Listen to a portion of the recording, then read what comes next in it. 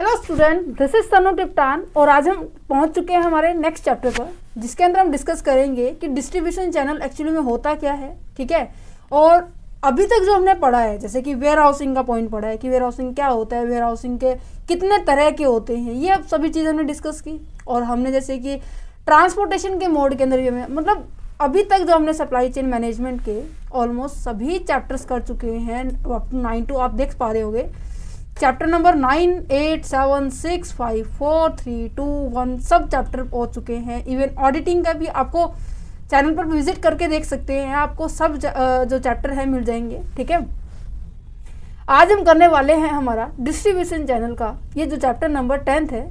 इसके अंदर हम इस चैप्टर के अंदर क्या क्या चीज़ें डिस्कस करने वाले हैं ये मैं आपको बता देती हूँ। सबसे पहले हम इसका इंट्रोडक्शन करने वाले हैं कि एक्चुअल में डिस्ट्रीब्यूशन चैनल होता क्या है। फिर उसके बाद हम करने वाले हैं रोल क्या है डिस्ट्रीब्यूशन चैनल का, किसके अंदर, सप्लाई चेन मैनेजमेंट के अंदर। ओके, देन कैसे हम डिस्ट्रीब्यूशन चैनल को डिज़ाइन करेंगे, दैट मीन्स कि डिस्ट्रीब्यूशन चैनल कौन सा यूज़ करें, डायरेक्ट यूज़ करना है, इनडायरेक्ट यूज़ करना है, कैसा यूज़ करना है, वो एक प्रोसेस के ऊपर डिपेंड करता है। ठीक है, काफ़ी सारे फैक्टर्स होते हैं जिनके बेस पर हम ये डिपेंड करेंगे, एक तरह से प्रोसेस कहेंगे हम। ठीक है, नेक्स्ट आ जाता है कि डिफरेंट इंटरमीडिएटरीज आपके मार्केट में होते हैं, तो डिस्ट्रीब्यूशन चैनल में कितने तरह के इंटरमीडिएटरीज होते हैं, इन सब को भी डिस्कस करेंगे। नेक्स्ट आ जाता है कि कौन कौन से फैक्टर हैं जो अफेक्ट करते हैं जब हम डिस्ट्रीब्यूशन चैनल को डिज़ाइन कर रहे हैं। There is a lot of factor, जैसे कि हमने वेयर हाउस साइट को सिलेक्शन करते वक्त देखा था, ट्रांसपोर्टेशन के टाइम भी हमने देखा था कि कौन कौन से फैक्टर हैं। तो ये जो पॉइंट है ये इंपॉर्टेंट आपके एग्जाम के पॉइंट ऑफ व्यू से। दूसरा इंपॉर्टेंट टॉपिक कौन सा है कि design option for the distribution channel. यहाँ पर आपको 6 डिज़ाइन दिए हुए हैं और यहाँ पर इसके अंदर से 6 के 6 क्वेश्चंस हर बार डिफरेंट यूनिवर्सिटीज़ के अंदर एक जैसे कि 4 नंबर में पूछ लिया, किसी का 5 नंबर में पूछ लिया, एक पॉइंट ऐसे पूछे हुए हैं। इनको हम डिस्कस करेंगे इस पूरे चैप्टर में। ये 2 पॉइंट बहुत ज़्यादा इंपॉर्टेंट है, बाकी जो रोल है कहीं ना कहीं ये भी इंपॉर्टेंट है, तो इन सब पॉइंट्स को हम डिस्कस करेंगे। ठीक है, चलो तो बढ़ते हैं एक एग्जाम्पल की ओर, जैसे कि हम नॉर्मली करते आते हैं हर चैप्टर के अंदर। हमने किया है हमारा जो चैप्टर नंबर 10 है, ये क्या, डिस्ट्रीब्यूशन चैनल। देखो चैनल क्या होता है।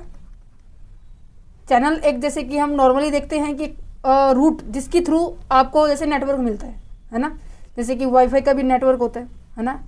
इसी तरह से हम डिस्ट्रीब्यूशन का बात करेंगे। डिस्ट्रीब्यूशन का मतलब क्या होता है कि आप कोई चीज़ क्या कर रहे हैं, डिस्ट्रीब्यूट कर रहे हो डिफरेंट पर्सन को। एग्जाम्पल के तौर पर अब आपके पास 1 दर्जन केले हैं, ठीक है, आपके पास मतलब कि 12 केले हैं और उनको बांटना है। ठीक है, अलग अलग बच्चों को बांटो, चाहे इंसानों को बांटो, चाहे बड़े बच्चों को बांटो, चाहे छोटे बच्चों को बांटो, किसी को बांटो, बट आपको बांटना है। ठीक है, तो बांटना दैट मीन्स डिस्ट्रीब्यूशन होना। चैनल कौन से वे को यूज़ कर रहे हो आप, इसमें बीच में किसी आप या तो डायरेक्ट भी जा सकते हो या फिर आप किसी एक और पर्सन को पॉइंट कर सकते हो कि चल मेरे साथ चले, अगर मैं ना बांट सकूं, मुझे कोई और काम हो तो तू बांट दे उसके बीच, है ना। तो कहने का मतलब हम स्टार्टिंग से पढ़ते आ रहे हैं, जो हमारा सामान जो होता है वो कौन प्रोड्यूस करता है, प्रोड्यूसर प्रोड्यूस करता है। इसको हम क्या कहते हैं, मैन्युफैक्चरर भी कहते हैं। ठीक है, और ये क्यों प्रोड्यूस करता है सामान, कि जो फाइनल जो कस्टमर है, ठीक है, जो कंज्यूमर है, वो क्या कर सके, उसको यूज़ कर सके, उसकी जो नीड है और उसकी वांट है उसको कंप्लीट करने के लिए मैन्युफैक्चरर और या मैं कहूँ कि जो प्रोड्यूसर है सामान को प्रोड्यूस करते हैं, फिर इसको कहाँ पहुँचाते हैं, आप ये फाइनली कस्टमर तक पहुँचाते हो। ठीक है, डिस्ट्रीब्यूट का करना तो मतलब हो गया कि जो भी सामान इस मैन्युफैक्चरर ने बनाए हैं वो अलग अलग कस्टमर को, अलग अलग जितने भी एरिया में लोग रह रहे हैं। अब मैं इंडिया की बात करूँ, इंडिया में कितनी जनसंख्या है, 143 करोड़ से ज़्यादा जनसंख्या, सबकी रिक्वायरमेंट अलग अलग है। मैं छोटा सा एग्जांपल लेके चलती हूँ मिल्क का। अब मिल्क को प्रोड्यूस करने के लिए एक स्पेशल प्रोडक्शन प्लांट है, जैसे कि वीटा का ले लीजिए, अमूल का ले लीजिए, मदर डेयरी का ले लीजिए, किसी का भी ले लीजिए, वो प्रोड्यूस तो करती है। क्या वो मिल्क वही यूज़ करते हैं जिन्होंने प्रोड्यूस किया, नहीं ना, वो अपने कस्टमर्स को क्या करती हैं, सप्लाई करती हैं। ये जितने भी अपने पास कस्टमर है ओवरऑल इंडिया के अंदर, जो बेसिक नीड है, दूध जो मैंने एग्जांपल लिया है वो सबकी है, तो अपने कस्टमर्स को पहुंचाएंगे। ये तो हो गया डिस्ट्रीब्यूशन। अब ये किस तरीके से पहुंचाएंगे, क्या चैनल यूज करने वाले हैं, उनके ही हम बारे में हम डिस्कस करेंगे। ठीक है, इतना आ गया समझ में। तो कहीं ना कहीं मैं कहूँ तो ये एक तरह से क्या है, ये एक रूट है, ठीक है, एक पाथवे है जिसकी मदद से हम क्या कर रहे हैं, सामान को एक स्थान से दूसरे स्थान तक पहुंचा रहे हैं, राइट, यही होता है। तो इसके अगर मैं शॉर्ट फॉर्म में लिखूं तो ये रूट या फिर मैं कहूँ एक पाथ है जिसकी मदद से हम क्या करते हैं, फाइनल कस्टमर तक अपने वो जो प्रोडक्ट आपने बनाया है उसको पहुंचाते हैं। इतना समझ में आया? तो इंट्रोडक्शन में बच्चे आपको यही बातें लिखनी है।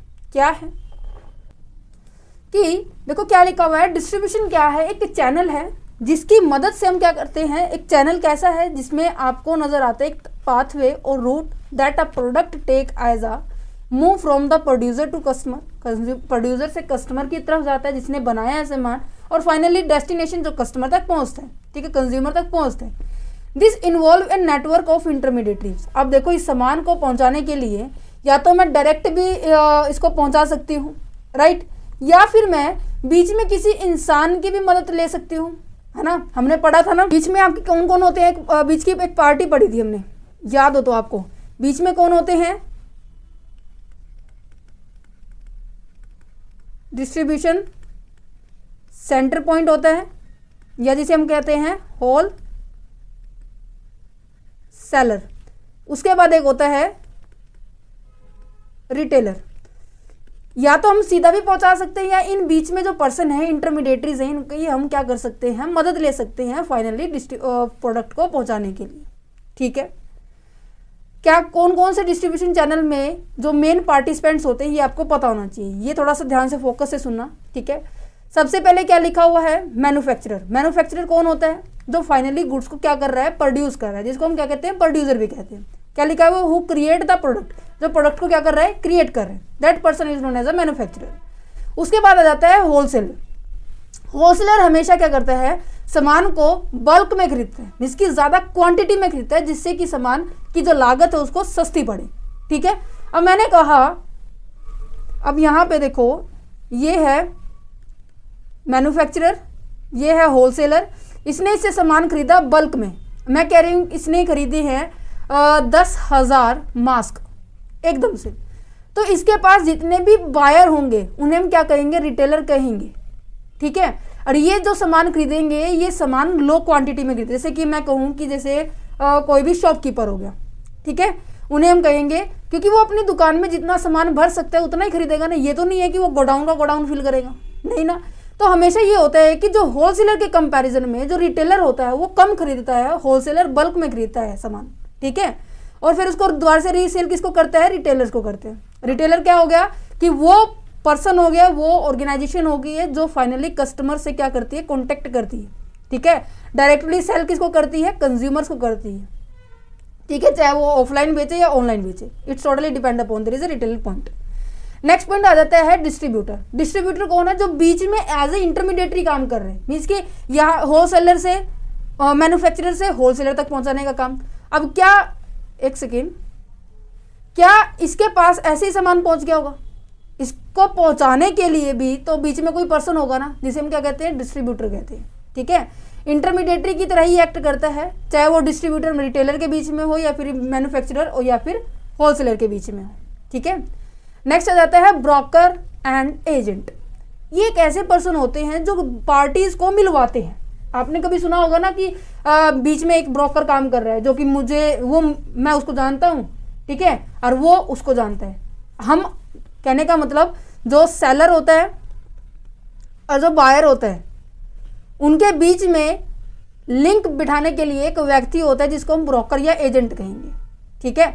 अब यहाँ पर सेलर भी इस पर्सन को जानता है, बायर भी इस पर्सन को जानता है, बट ये बायर और सेलर आपस में नहीं जानते। इनको जानने वाले पर्सन कौन है, ब्रोकर या एजेंट को। ये आपस में लिंक बिठाते हैं और सामान को बेचने में या फिर खरीदवाने में ये आपस में मदद करते हैं, ठीक है। ब्रोकर मोस्ट ऑफ क्या होता है कि किसी स्पेसिफिक पार्टी को आइडेंटिफाई नहीं करता, बट एजेंट क्या होता है, स्पेसिफिक क्लाइंट के बेस पर काम करते हैं। इन दोनों के बीच में बहुत सारे डिफरेंस है, बट अभी फिलहाल मैं आपको एक ही बता रही हूँ, ठीक है।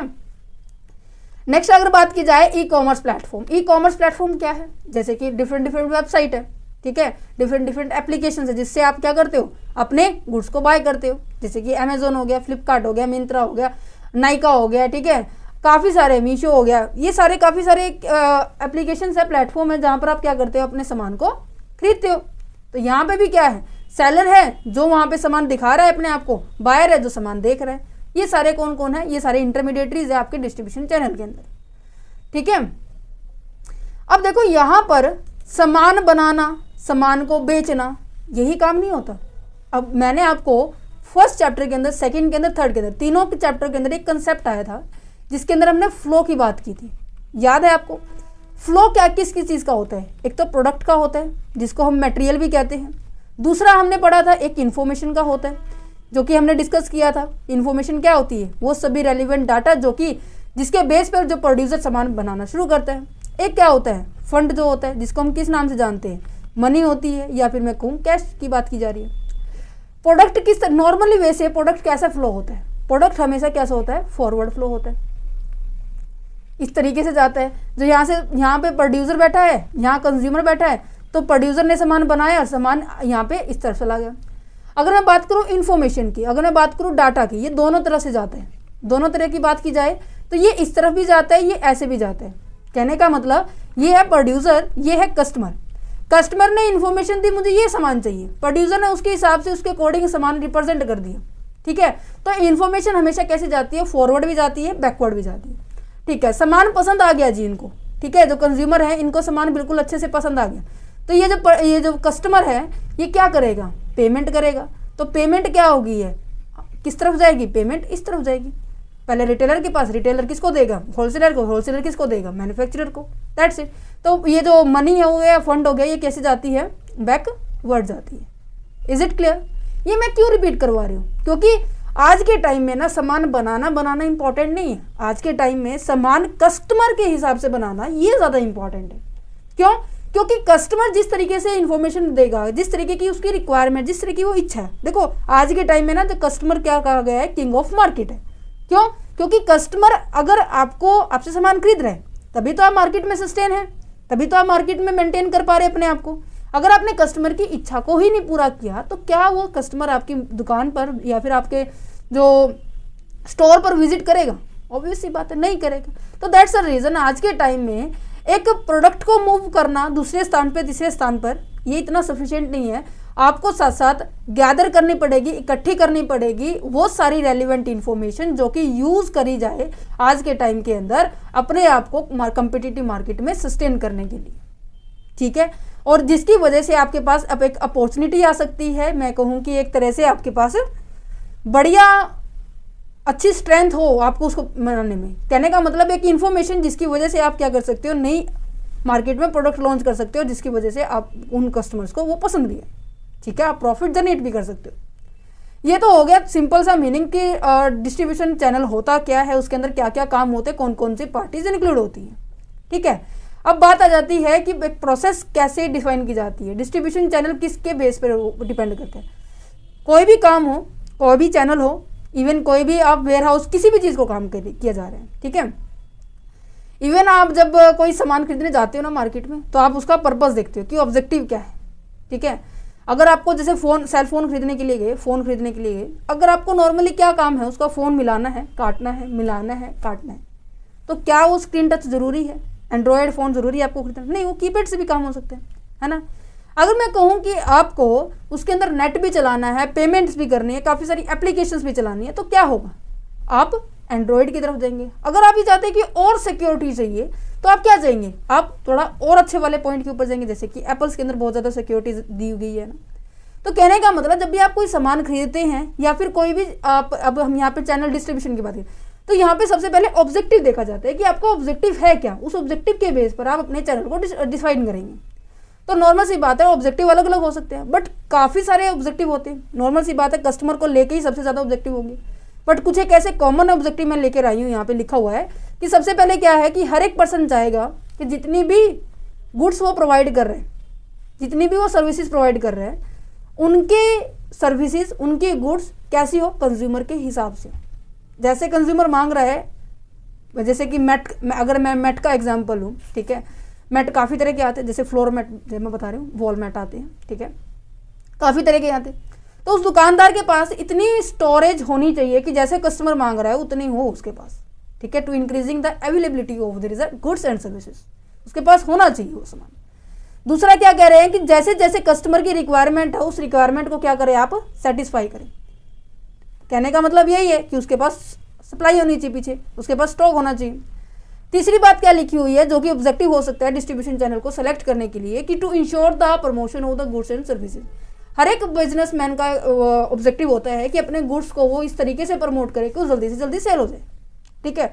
और ये टोटली डिपेंड, अगर आपकी सर्विस अच्छी है ना, ठीक है, डोर टू डोर आप सर्विस प्रोवाइड कर रहे हैं, इवन मैं कहूँ कि क्विक सर्विस प्रोवाइड कर रहे हैं, जैसे कि डोमिनोज के अगर एग्जांपल लिया जाए ना, 30 मिनट्स के अंदर पिज़्ज़ा डिलीवर होना चाहिए, है ना।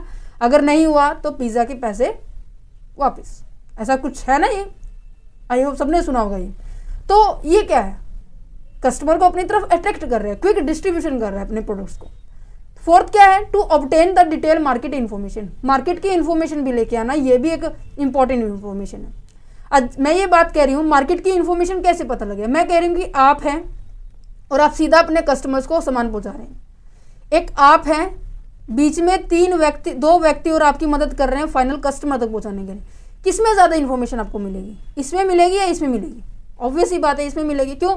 जितने ज़्यादा लोग होंगे ना उतनी ज़्यादा वो उनका जो एरिया है, उनका जो ग्रुप है वो सबका अलग अलग मिलेगा, है ना। कुछ एक पर्सन होंगे तो दोनों के ग्रुप में कॉमन होंगे, बट अलग अलग पर्सन के ग्रुप अलग अलग होते हैं और उनके जो ग्रुप में जो बातें होती है कस्टमर के रिगार्डिंग वो सबकी अलग अलग होंगी, है ना, क्योंकि इतना बड़े एरिया में इन्फॉर्मेशन तो मिलेगी ना। तो दैट्स अ रीज़न कि मार्केट की इन्फॉर्मेशन कलेक्ट करनी है तो आपको इनडायरेक्ट मेथड का यूज़ करना होगा, दैट मीन्स काफ़ी सारे इंटरमीडिएटरीज का यूज़ करना होगा, ठीक है। फिफ्थ पॉइंट अगर बात की जाए तो कॉस्ट इफेक्टिवनेस होना चाहिए, मतलब इतना नहीं हो कि कॉस्ट आपकी बढ़ती जा रही है। अगर कॉस्ट ज़्यादा हुई तो कहीं ना कहीं वो प्रोडक्ट के प्राइस में ही क्या होने वाली है, वो इंक्लूड होने वाली है। अगर प्रोडक्ट के प्राइस में इंक्लूड हो गई, ज़्यादा प्रोडक्ट का प्राइस हो गया तो कस्टमर क्या करेंगे, कम खरीदना शुरू कर देंगे, जिसकी वजह से आपकी प्रॉफिट कम हो जाएगी, ठीक है। तो पहला पॉइंट तो यही है कि आपको अपने ऑब्जेक्टिव को सिलेक्ट करना होगा। दूसरा पॉइंट है कि इसके अंदर कितने तरह के इंटरमीडिएटरीज इंक्लूड होते हैं। अभी मैंने आपको इंटरमीडिएटरीज बता दिए, ठीक है। तो यहाँ पर इसके बेस पर आपके 2 चैनल होते हैं, एक तो डायरेक्ट चैनल होता है, एक इनडायरेक्ट चैनल होता है। मेन तौर पर तो ये 2 ही होते हैं, बट मैं बता सकती हूँ यहाँ पे मल्टीपल चैनल भी आपका एक ऑप्शन है।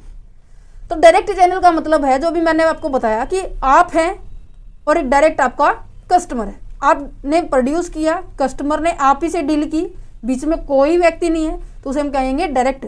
अगर बीच में कोई पर्सन है तो हम क्या कहेंगे, इनडायरेक्ट। पिक्चर से नजर आ रहा होगा आपको सामने कि ये तो है मैन्युफैक्चरर आपका, ठीक है, ये है कस्टमर आपका।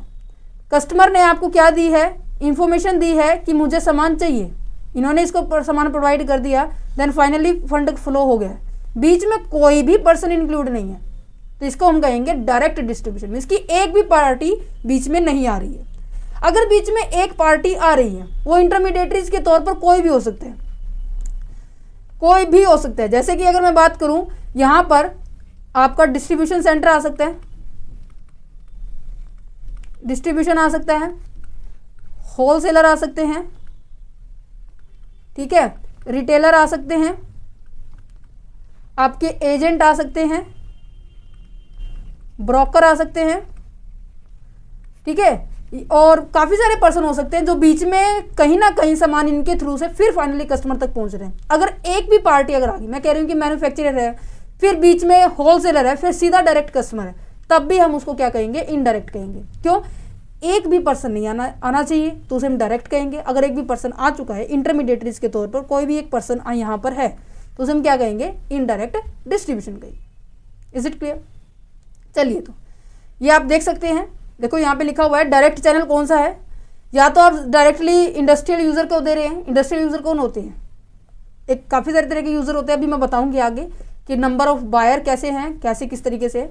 अभी फिलहाल यहाँ पे समझ लीजिए, बीच में कोई भी पर्सन इंक्लूड नहीं, चाहे गवर्नमेंट बायर है, इंडस्ट्रियल यूज़र है, या फिर हमारे पास सिंपल कस्टमर है, वो डायरेक्ट खरीद रहे हैं सामान को, तो हम उसे कहेंगे डायरेक्ट चैनल कहेंगे।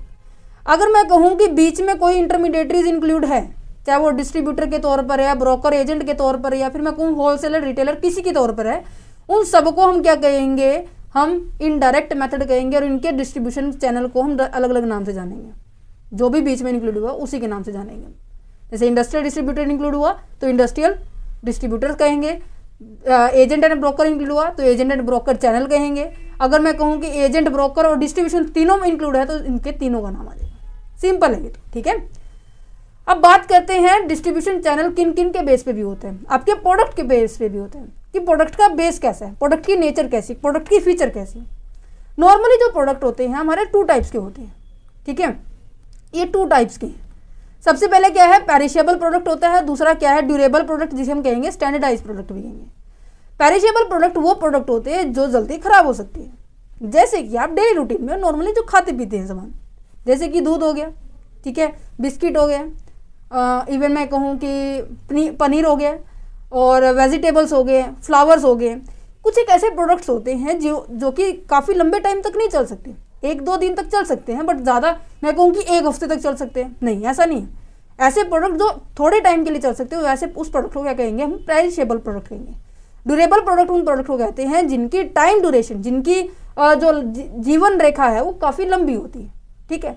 अब मैं कह रही हूँ कि मिल्क का एग्जाम्पल है यहाँ पे, ठीक है, मिल्क आपका पेरिशेबल प्रोडक्ट है, तो क्या आप इसके अंदर डायरेक्ट मेथड का यूज़ करेंगे। अब डायरेक्ट मतलब समझ में आ गया ना।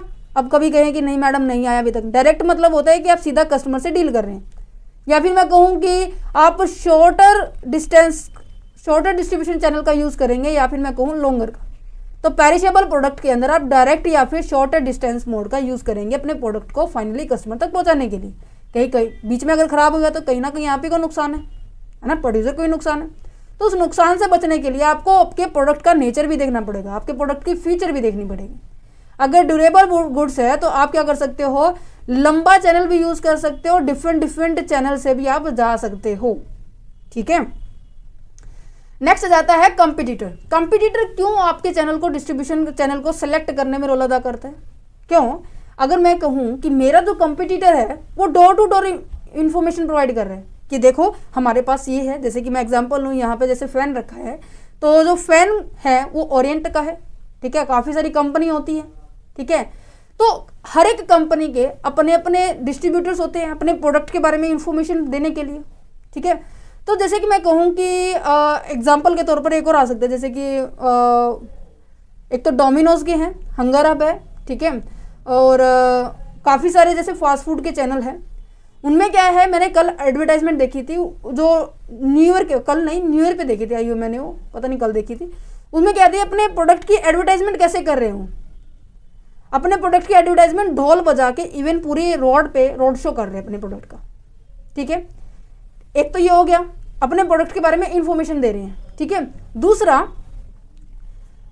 एक ऐसा पॉइंट है जो ऑनलाइन सर्विसेज दे रहे हैं कि हम बार बार आप देख रहे हो यूट्यूब पे, इवन फेसबुक पे, इंस्टाग्राम पे, हर साइट पे, इवन आप क्रोम चला रहे हैं, गूगल चला रहे हैं, हर साइट पे आपको साइड में ऐसे इन्फॉर्मेशन मिलेगी। डोमिनोज पे इतने % फ्लैट डिस्काउंट है, ठीक है, हंगर अप पे इतना है, ठीक है, गैलेक्सी के अंदर इतना है। ये सारे के सारे क्या हैं, आपको इन्फॉर्मेशन दे रहे हैं। तो जो कॉम्पिटिटर होते हैं वो पर्सन होते हैं जो आपके जैसा सेम प्रोडक्ट सेल कर रहे हैं मार्केट में, तो वो कैसी फीचर के कैसी तरह की जो स्ट्रैटेजी है उसको यूज़ कर रहे हैं। अगर वो आप उसकी जैसे अपनाना चाहते हैं तो अपना सकते हैं, अगर नहीं अपनाना चाहते तो नहीं अपना सकते हैं। तो टोटली डिपेंड करता है आपके ऊपर, आपके प्रोडक्ट की फीचर्स कैसी है, ठीक है। तो यहाँ पे कहते हैं कि we must be closely watch the channel use by the rivals. जो भी रिवल्स दैट मीन्स आपके जो शत्रु है, कहीं ना कहीं कंपटीटर क्या होते हैं, आपके जो शत्रु हैं, कहीं ना कहीं आप उनसे आगे निकलने की बात करते हैं हमेशा मार्केट में, है ना। तो दैट्स द रीज़न यहाँ पे शब्द यूज़ किया गया है। तो आप उनका चैनल यूज़ भी कर सकते हैं या फिर आप अवॉइड भी कर सकते हैं, ठीक है। एग्जाम्पल यहाँ पे यही है, डोर टू डोर सेल का, और एक आप रिटेल स्टोर चैनल का यूज़ कर रहे हो। नेक्स्ट आ जाता है selection of the alternative. Alternative का मतलब क्या है कि आपके पास काफ़ी सारे ऑप्शन हैं, ठीक है, उनमें से कोई एक सिलेक्ट करना है, और सब ऑप्शन में किसी ना किसी चीज़ का एडवांटेज है। मैं कह रही हूँ कि एक ऑप्शन में ट्रांसपोर्टेशन का एडवांटेज है, एक कॉस्ट में आपका वेयर हाउस का एडवांटेज है कि वेयर हाउस यूज़ ही नहीं करना तो उसकी कॉस्ट कम आ गई, एक में आपकी स्टोरेज का कम हो गया, एक में क्या आपने इंश्योरेंस नहीं करवाया, एक में क्या आपको मटेरियल हैंडलिंग का कॉस्ट कम है। तो कहीं ना कहीं आपके पास इतने सारे अल्टरनेटिव होते हैं, उनमें से कोई बेस्ट सेलेक्ट करना होता है, ठीक है। और देखो मैंने आपको पीछे वाले चैप्टर में समझाया जिसके अंदर वेयर हाउस का पढ़ा था और इवन ट्रांसपोर्टेशन का भी पढ़ा। एक तो हैंडलिंग कॉस्ट होती है कि आप सामान रख रहे हो अपने पास, रखने की कॉस्ट होती है, एक ऑर्डर कॉस्ट होती है कि आप सामान मंगवाने की कॉस्ट की बात कर रहे हैं, है ना। सबके अंदर अपोजिट रिलेशन देखा था हमने इन्वेंट्री के अंदर हमने, तो दैट्स द रीज़न कि जैसे भी आप अपने आपका प्रोडक्ट है उसके हिसाब से अपने प्रोडक्ट के चैनल को डिस्ट्रीब्यूट कर रहे हो, चैनल को सेलेक्ट कर रहे हो, आपको काफ़ी सारे ऑप्शन अवेलेबल होंगे। अब ज़रूरी नहीं होता सभी बिजनेस के अंदर सभी की एडवांटेज हो, किसी के अंदर किसी चीज़ की एडवांटेज हो सकती है। किसी का ऐसा बिजनेस है जिसको इंश्योरेंस करवाने की ज़रूरत ही नहीं है, तो इसका खर्चा बच गया, है ना। और किसी को ऐसा, जैसे कि मैरीन इंश्योरेंस में ज़्यादा इंश्योरेंस का खर्चा होता है ना। तो ये कुछ एक ऐसे फैक्टर है जिसकी वजह से आप क्या करते हो, अपने डिस्ट्रीब्यूशन चैनल को सेलेक्ट करते हो। तो फिर उनमें से फाइनल जो डिसीजन होता है वो तब लेते हो जब सारे डिस्ट्रीब्यूशन को आप प्रॉपरली एनालिसिस कर लेते हो और ये देख लेते हो कि आपकी कॉस्ट कम से कम आ रही है, नहीं आ रही है। That's it. नेक्स्ट आ जाता है मार्केट इन्वायरमेंट। मार्केट इन्वायरमेंट का मतलब क्या है कि देखो, टाइम ऐसा आता है कि कभी मंदी आ जाती है, कभी थोड़ी मंदी आ जाती है, कभी महंगाई आ जाती है, कभी आपका सामान कम चलने वाला होता है, कभी ज़्यादा चलने वाला। तो कुछ एक ऐसे फैक्टर्स होते हैं और मार्केट में ऐसा होना भी चाहिए, क्योंकि बैलेंस तभी होती है। अगर काफ़ी ऊंची चली गई, मतलब कि महंगाई आ गई है, रिसेशन हो गया है, बूम पीरियड आ गया है, तो उसको बैलेंस करने के लिए वो नीचे भी आना चाहिए। देखो ऐसे ऐसे होता है ना, वो टाइम पीरियड वो कुछ ऐसे फ्लक्चुएशन करता है। और ये जो पॉइंट है ये आपका क्या है, स्टेबल पॉइंट है। ये आपका क्या है, बूम पीरियड होता है, ठीक है। और ये कौन सा पीरियड होता है, ये डिप्रेशन की बात की जाती है, राइट। और इनको स्टेबल करने वाला पॉइंट ये काफ़ी सारे फैक्टर होते हैं जिनके बेस पर आप डिस्ट्रीब्यूशन चैनल को डिसाइड करते हो। मैं कह रही हूँ कि बूम पीरियड है, ठीक है, रिसेशन आया हुआ है, महंगाई तेज है, तो आप क्या करेंगे, डायरेक्ट यूज़ करेंगे, इनडायरेक्ट यूज़ करेंगे। रिसेशन और डिप्रेशन, दैट मीन्स आपके इन्फ्लेशन और रिसेशन की बात की जाए, इन्फ्लेशन में हमेशा कैसा यूज़ करेंगे, हम इनडायरेक्ट मेथड का यूज़ करेंगे, और डिप्रेशन के अंदर, रिसेशन के अंदर हमारा डायरेक्ट मेथड यूज़ हो जाएगा, ठीक है।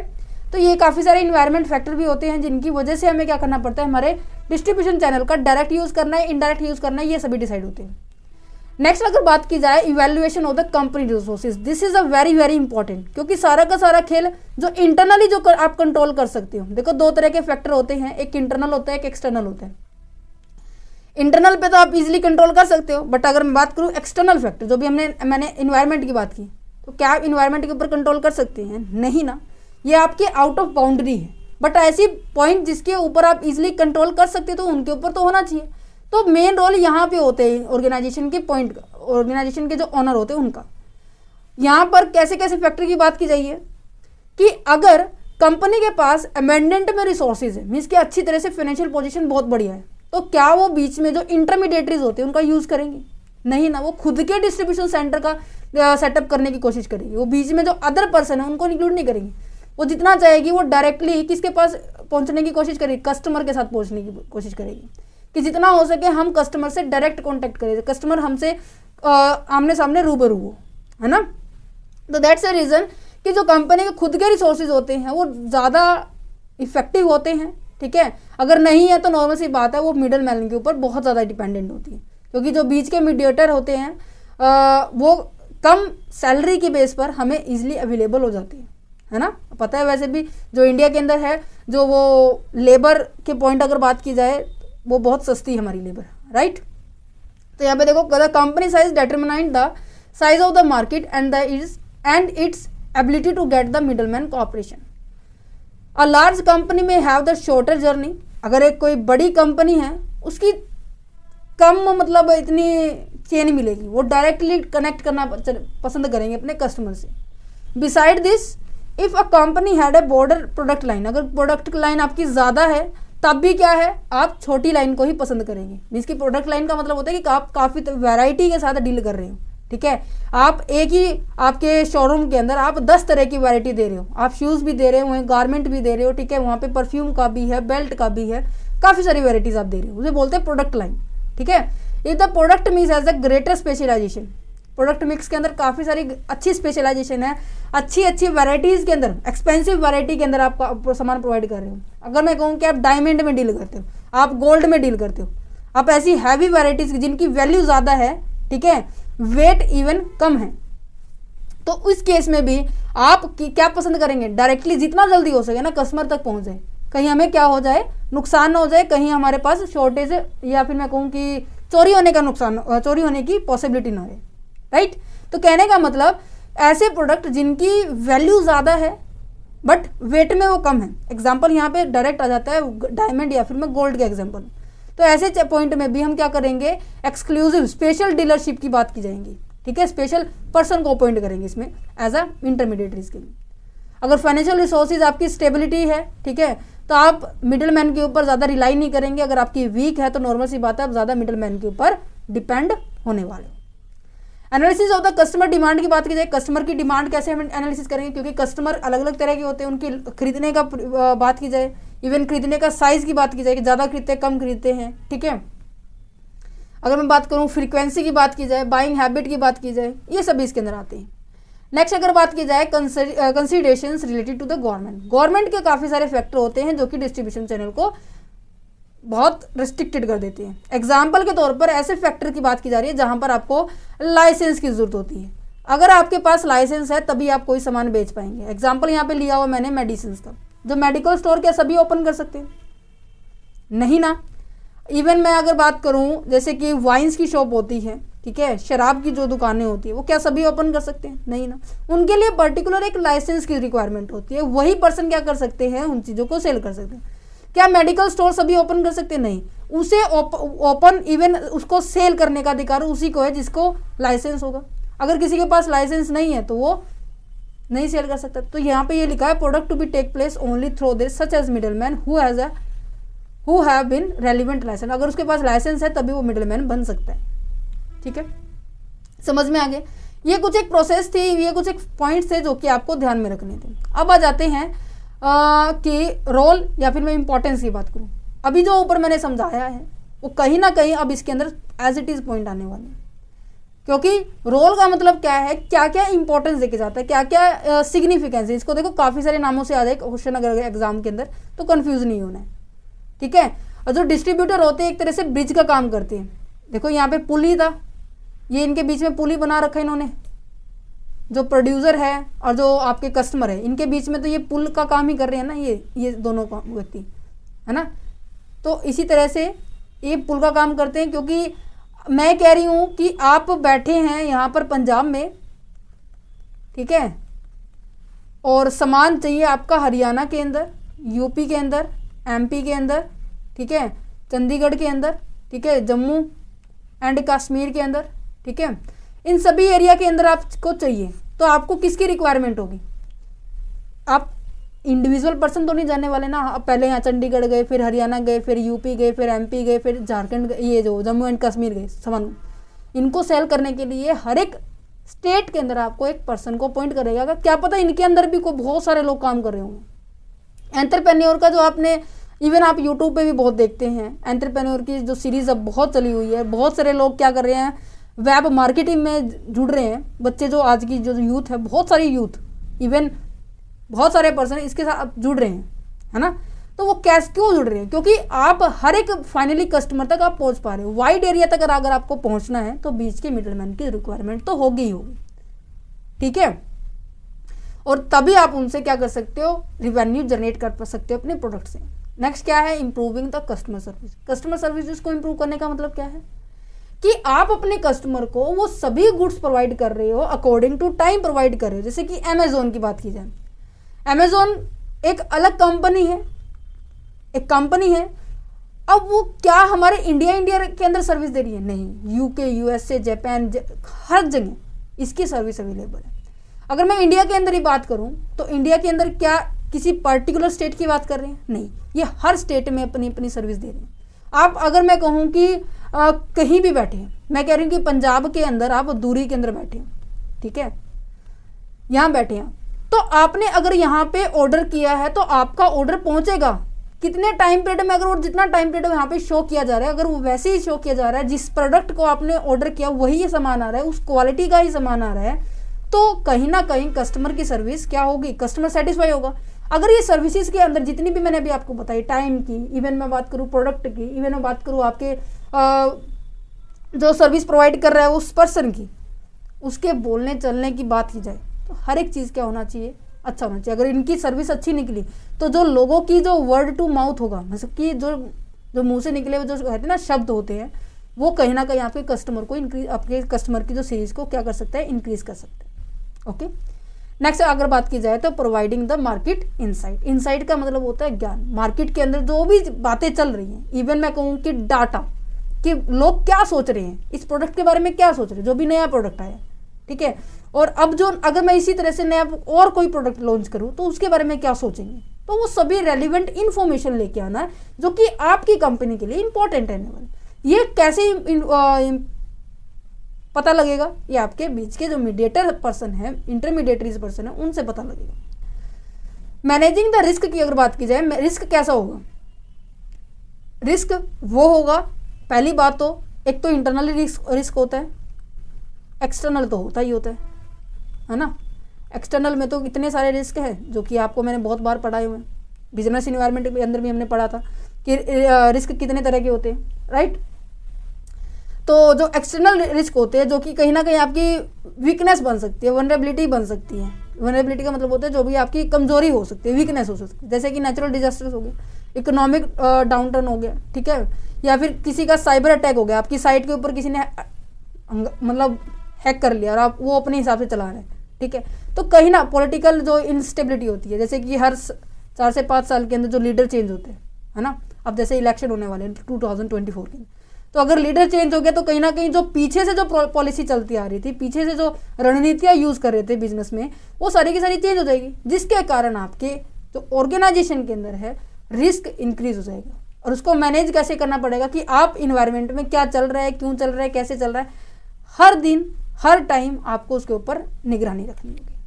और ये निगरानी, ये डाटा, ये इसके बारे में सारी इन्फॉर्मेशन कौन देगा, ये बीच के जो ये पर्सन होते हैं, इंटरमीडिएटरीज, ठीक है।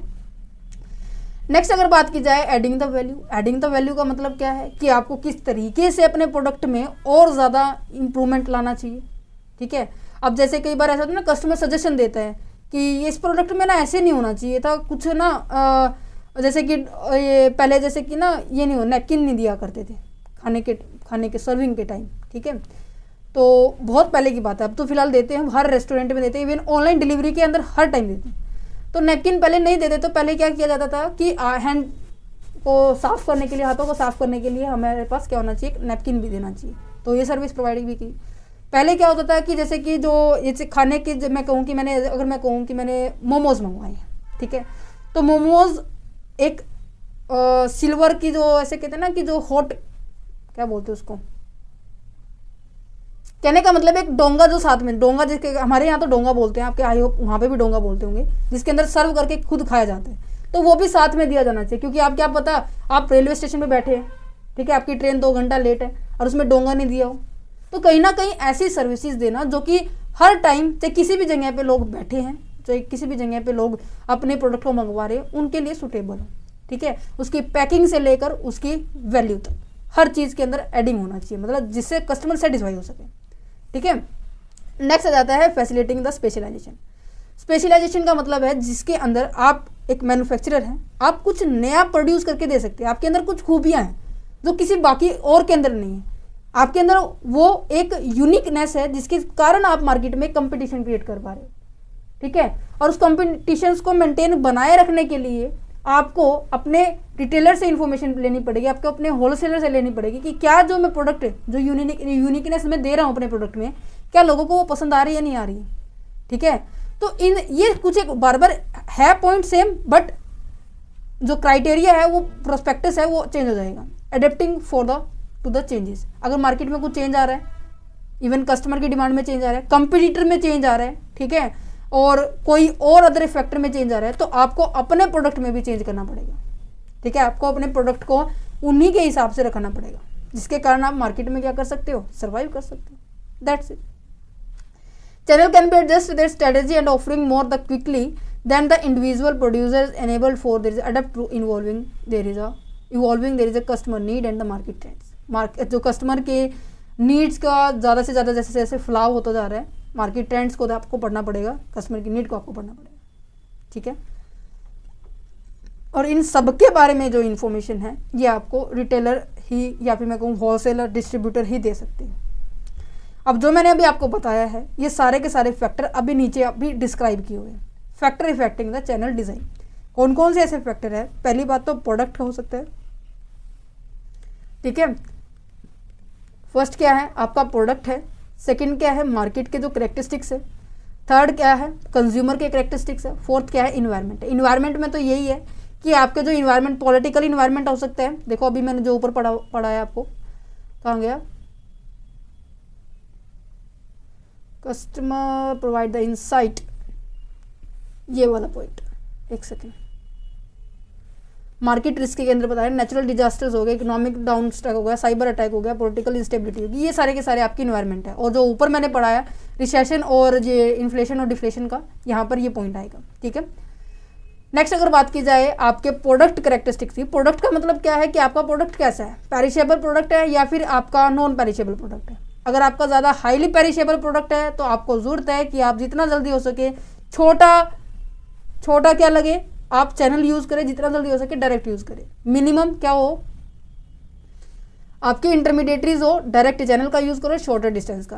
पेरिशेबल प्रोडक्ट, अगर लेस पेरिशेबल प्रोडक्ट है आपका तो आप क्या करेंगे, आप लॉन्गर यूज़ कर सकते हैं। ठीक है, एग्जाम्पल यहाँ पे क्लॉथ लिखा हुआ है, इलेक्ट्रॉनिक गुड्स लिखे हुए हैं। ठीक है, लॉन्गर चैनल आप इसमें टॉलरेट कर सकते हैं, ज़्यादा से ज़्यादा इंटरमीडिएटरीज आप इसके अंदर इंक्लूड कर सकते हैं। ओके, यूनिट वैल्यू की बात की जाए कि आपके प्रोडक्ट की वैल्यू क्या है। अभी मैंने आपको थोड़ी देर पहले बताया कि अगर आप गोल्ड में डील कर रहे हो, आप डायमंड में डील कर रहे हो, ठीक है, तो क्या आप उसके अंदर काफ़ी सारे लोगों का, जैसे घर में कोई शादी होती है, ठीक है, तो जो कैश का जो काम होता है वो क्या सब लोगों के हाथ में देते हैं? नहीं ना, किसी एक व्यक्ति को कहते हैं ये लो पापा जी ये आपका काम है ना।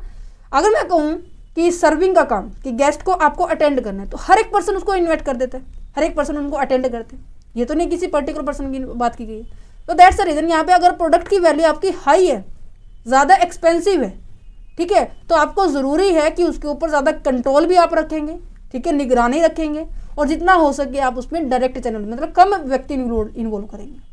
अगर आपके प्रोडक्ट की वैल्यू बहुत कम है, मतलब इतनी ज़्यादा नहीं है जिससे आपको नुकसान हो सके अगर वो गुम गाम हो जाए सॉरी, तो यहाँ पर आप क्या कर सकते हो, लॉन्गर चैनल का यूज़ कर सकते हो। ठीक है, नेक्स्ट अगर बात की जाए स्टैंडर्डाइजेशन। स्टैंडर्डाइजेशन का मतलब होता है जैसे कि एक पर्टिकुलर क्वांटिटी की बात की जा रही है, ठीक है, एक यूनिकनेस की बात की जा रही है, यूनिफॉर्म की बात की जा रही है, मतलब एक पॉइंट ऐसा जिसके अंदर आप चेंज नहीं करना चाह रहे हो। ठीक है, तो सिंपल है, जैसे कि एग्जांपल ले, शूज़ के पेयर की एग्जांपल है, ठीक है, सॉक्स के पेयर की एग्जांपल है, स्टैंडर्डाइज है। जैसे स्टैंडर्डाइज इसमें और क्या हो सकता है कि अगर मैं कहूँ कि आपके जूते का साइज आपको देखा होगा 5 होता है, 6 होता है, 7 होता है, 8 होता है, क्या ऐसा देखा है आपने कभी 5.1, 5.2, 5.3, 5.4, 5.5 ऐसा देखा है? ये स्टैंडर्डाइजेशन नहीं है। स्टैंडर्डाइजेशन ये होता है कि एक यूनिट बना दिए तो सबके लिए सिमिलर होगी, है ना। इनके लिए आप क्या कर सकते हो, काफ़ी सारे डाइवर्स इंटरमीडिएटरीज का यूज़ कर सकते हो। ठीक है, बट अगर बात की जाए यूनिक प्रोडक्ट है, अब मैं कहूँ कि जूते का साइज़ 15 है, जूता पैर इतना बड़ा है, क्या आप ऐसे प्रोडक्ट को काफ़ी सारे इंटरमीडिएटरीज के पास देंगे? नहीं दे सकते, क्योंकि क्या पता भाई बीच में देने से इतने सारे शूज़ के अंदर ये मिक्स ही हो जाए, है ना। नुकसान बनाने वाले को होगा, इवन पे करने वालों को भी होगा, है ना। ऐसे यूनिक प्रोडक्ट के लिए आपको हमेशा क्या रखना होगा, आपको जो डायरेक्ट चैनल का यूज़ करना पड़ेगा। ठीक है, क्योंकि ये कुछ एक स्पेशल प्रोडक्ट हो जाएंगे ना जो कि यूनिक होते हैं। नेक्स्ट अगर बात की जाए टेक्निकल नेचर के प्रोडक्ट, अगर आपकी जो प्रोडक्ट है वो कैसा है, बहुत ज़्यादा टेक्निकल है, ठीक है, बहुत ज़्यादा क्या है स्पेसिफिक है, तो उसमें क्या यूज़ करोगे आप, डायरेक्ट चैनल का यूज़ करोगे। अगर सिंपल प्रोडक्ट है तो आप इवनली डाइवर्स चैनल का यूज़ कर सकते हो, डिफरेंट मोड का यूज़ कर सकते हो। ठीक है, ये इवन मैंने आपको प्रोडक्ट के बेस के ऊपर बताया। ठीक है, अगर बात की जाए मार्केट के बेस पर, मार्केट कैरेक्टरिस्टिक्स के बेस पे, कि आपकी मार्केट में जो आपके सामान को खरीदने वाले नंबर ऑफ बायर कितने हैं। अगर ज़्यादा बायर हैं, लार्ज बायर हैं, तो आप क्या करोगे, काफ़ी सारे इंटरमीडिएटरीज को इंक्लूड करोगे। जो भी मैंने बताया कि आप पंजाब के अंदर बैठे हैं, ठीक है, आप सामान पंजाब में बना रहे हो, रिक्वायरमेंट आपके हरियाणा के अंदर भी है, यूपी के अंदर भी है, एमपी के अंदर भी है, और डिफरेंट इवन मैंने क्या लिया था जम्मू एंड कश्मीर के अंदर भी। तो इस केस में जब आपके नंबर ऑफ बायर आपके बहुत ज़्यादा होते हैं, तो इस केस के अंदर आप अपने जो इंटरमीडिएटरीज उनको काफ़ी सारों का यूज़ करेंगे, जिसकी जो मिडल मैन है उनका ज़्यादा यूज़ करोगे। अगर आपके पास जो स्मॉलर जो नंबर है, जिसकी यूनिक प्रोडक्ट है आपका, देखो यूनिक आते हुए यूनिक वर्ड आ जाए, ठीक है, ठीक है, और मैं कहूँ कि ज़्यादा स्टैंडर्डाइज प्रोडक्ट आ जाए जिसके अंदर यूनिकनेस ज़्यादा हो, जैसे कि मेरा 15 नंबर का जूता था, ठीक है, शूज़ का पेयर, ऐसे प्रोडक्ट के लिए आपको ज़्यादा ज़रूरी होगा कि आप उनको डायरेक्टली भेजिए। देखो यहाँ पे एक वर्ड लिखा हुआ है निश मार्केट। निश मार्केट का मतलब होता है ऐसा प्रोडक्ट जो पर्टिकुलर एक इन्वायरमेंट में ही है।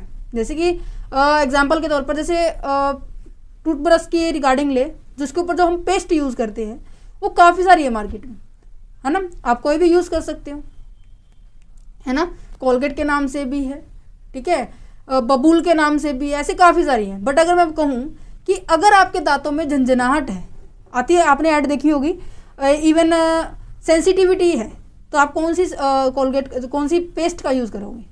सेंसोडाइन का यूज़ करोगे। तो सेंसोडाइन ने पूरी मार्केट में एक अपनी इमेज क्रिएट कर दी है कि अगर आपके दांतों में कुछ ऐसा प्रॉब्लम है तो आप केवल इसी का यूज़ करो, तो उसे बोलते हैं निश मार्केट, मतलब कि अपनी एक स्पेशलाइजेशन क्रिएट करिए। तो इस चीज़ के अंदर आप डायरेक्ट चैनल का यूज़ करेंगे। टाइप ऑफ बायर की बात की जाए, बायर आपकी कैसे होते हैं? कंज्यूमर मार्केट भी होती है और एक आपकी इंडस्ट्रियल मार्केट भी होती है। कंज्यूमर मार्केट क्या होते हैं? जो नॉर्मली नेसेसिटी गुड्स का यूज़ करते हैं। नेसेसिटी गुड्स कैसी होती है? जैसे कि मिल्क हो गया, इवन मैं बात करूँ गारमेंट्स हो गया, जो ऐसे प्रोडक्ट का यूज़ करती है जो फाइनली रेडी टू यूज़ है, आप फाइनली उसको यूज़ कर सकते हो, उसके अंदर और प्रोसेस की जरूरत नहीं है। तो उस चीज़ के दौरान हम क्या करेंगे? इनडायरेक्ट मेथड का यूज़ करेंगे। अगर आपकी मार्केट इंडस्ट्रियल है तो नॉर्मल सी बात है बल्क में यूज़ करेगी वो, बल्क में खरीदेगी वो, तो ज़्यादा जितनी ज़्यादा क्वांटिटी होगी उतना क्या होगा, आप उसको सीधा पहुंचाने की कोशिश करेंगे, कहीं कहीं रोकने की बजाय उसे सीधा पहुंचाने की कोशिश करेंगे। बाइंग हैबिट, वही बात अभी मैंने आपको बताया ना, जितना ज़्यादा होगा उतना क्या होगा, आप डायरेक्ट पहुंचाने की बात की जाएंगी। तो यहाँ पे फ्रीक्वेंट परचेज होते हैं कि इनफ्रीक्वेंट में? फ्रीक्वेंट में क्या होगा, आप डाइवर्स चैनल का यूज़ कर सकते हो, बट इनफ्रीक्वेंट में आप क्या करोगे? डायरेक्ट चैनल का यूज़ करेंगे। बाइंग क्वांटिटी, बल्क हो गया, स्मॉल हो गया। बल्क के अंदर क्या है? स्मॉल है। Is it clear? ये कुछ एक काफ़ी सारे पॉइंट्स है बच्चे, ये देखो लास्ट ईयर आ गया। Size of market, size of market क्या है? एक लोकल मार्केट है कि इंटरनेशनल मार्केट है? लोकल मार्केट में क्या होगा कि आप अपने एरिया की बात की जा रही है, अपने लोकेलिटी की बात की जा रही है। बट अगर नेशनल या फिर इंटरनेशनल की बात की जाए तो आप लार्ज मार्केट की बात कर रहे हो, है ना, ऐसी एरिया जहां पर आपकी पहुंच नहीं है। तो आपको ज़रूरी है कि आपको ऐसे लोगों के साथ पार्टनरशिप करनी होगी जो उस एरिया के अंदर आपको उस एरिया के अंदर खुद सर्वाइव करते हैं। जैसे कि मैं बात करूं, ये है इंडिया, ठीक है, ये है यूएसए, ये है यूके। इंडिया का सामान इन लोगों को पसंद आ रहा है, तो ऐसे लोगों के साथ इनको पार्टनरशिप करनी पड़ेगी जो सामान को सेल करते हैं खुद, ठीक है। तो ये क्या है? तो बीच में एक पर्सन इंक्लूड किया, उसे क्या कहेंगे? इंटरमीडिएटरीज कहेंगे। तो दैट्स अ रीज़न कि यहाँ पर हमें पार्टनरशिप की जरूरत होगी नेशनल या फिर इंटरनेशनल पॉइंट के ऊपर, ठीक है।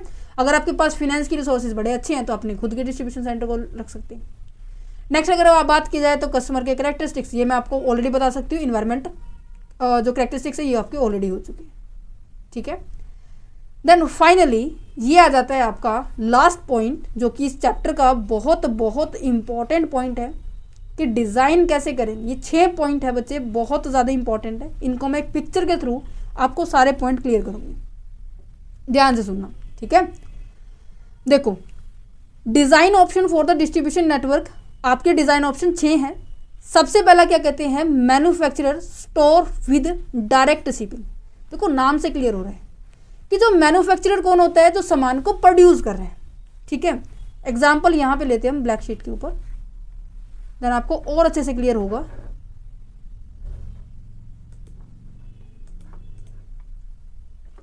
देखो ये है पर्सन,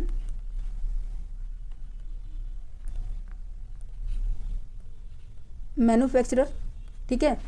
ये है यहाँ पर कस्टमर ले लेते हैं, ठीक है। अब इसकी इच्छा है कि मुझे क्या खरीदना है? मुझे फर्नीचर खरीदना है, ठीक है। फर्नीचर के रिगार्डिंग इन्होंने इन्फॉर्मेशन दे दी कि फर्नीचर कैसा कैसा चाहिए। तो ये इन्फॉर्मेशन इन्होंने पहुंचाई एक पर्सन को, जिसको हम क्या कहेंगे? रिटेलर कहेंगे, ठीक है। और इस इन्फॉर्मेशन के साथ अभी फिलहाल क्या पहुंचाइए? ये इन्फॉर्मेशन पहुंचाइए बच्चे। और ये रिटेलर जो इन्फॉर्मेशन जो है कस्टमर की, ये किसके पास पहुंचाएगा? ये मैन्युफैक्चरर के पास पहुंचाएगा, ये क्या पहुंची है, ये इन्फॉर्मेशन पहुंची।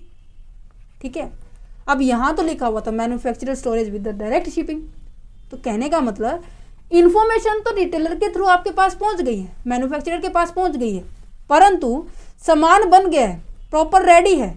ठीक है, सामान सीधा डायरेक्ट किसके पास जाएगा, आपके कस्टमर के पास जाएगा। ये क्या जा रहा है, फर्नीचर।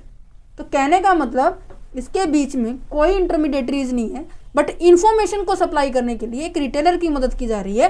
देन फाइनली मैन्युफैक्चरर सामान बना के सीधा कस्टमर को दे रहे हैं। इसे हम ड्रॉप शिपिंग भी कहते हैं। कौन सी शिपिंग कहते हैं, ड्रॉप शिपिंग भी कहते हैं। Is it clear? अब यहां पर 3 से 4 बातों का ध्यान रखना होगा। सबसे पहले इंफॉर्मेशन कहां से गई है, रिटेलर की मदद से गई है। प्रोडक्ट किसके थ्रू गया है, डायरेक्ट मैन्युफैक्चरर से प्रोड्यूसर की तरफ, कस्टमर की तरफ गया। तीसरा पॉइंट इन्वेंट्री की जो कॉस्ट है आपकी, इन्वेंट्री कॉस्ट क्या होती है कि आप कितना आप अपने पास स्टोरेज में रख रहे हो। तो नॉर्मल सी बात है, रिटेलर को क्या सामान रखना पड़ेगा स्टोरेज में। जो फर्नीचर का ऑर्डर किया है, क्या रिटेलर ने रखा है, नहीं। स्टोरेज कौन करेगा सबसे ज़्यादा, मैन्युफैक्चर करेगा। तो यहाँ पे इन्वेंट्री कॉस्ट क्या होती है, नॉर्मल बेस पे इन्वेंट्री कॉस्ट रिटेलर के पास तो नहीं होती, मैन्युफैक्चरर के पास होती तो है। इन्वेंट्री कॉस्ट यहाँ पे कम होती है। क्यों? क्योंकि जैसी रिक्वायरमेंट है उसी के हिसाब से क्या कर रहे हो, अपने सामान को आप प्रोड्यूस कर रहे हो।